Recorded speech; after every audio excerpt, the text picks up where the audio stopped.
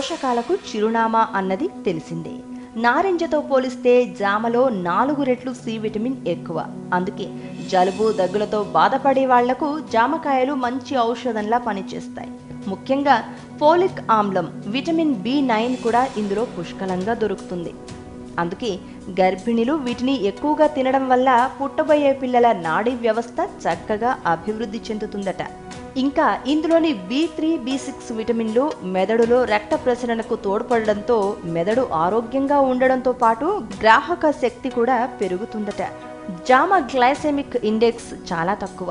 అందువల్ల వీటిని ఎంత ఎక్కువ తిన్నా రక్తంలో చక్కెర నిల్వలు పెరగవు. మీడియం సైజు జామకాయలో రోజువారీ అవసరమైన పీచులో 12% అందుతుంది.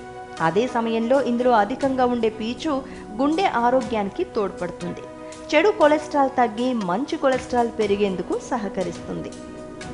ఇందులోని పొటాషియం బీపీని నియంత్రణలో ఉంచుతుంది.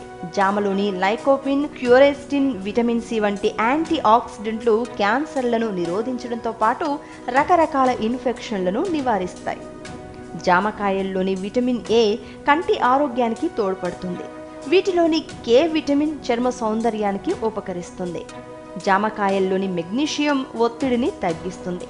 జామ పండులోనే కాదు, ఆకుల్లోని యాంటీ ఇన్ఫ్లమేటరీ, యాంటీ బ్యాక్టీరియల్ గుణాలు సూక్ష్మ క్రిముల్ని నాశనం చేస్తాయి. అందుకే పంటి నొప్పులకు, చిగుళ్ల వ్యాధులకి పనిచేస్తాయి.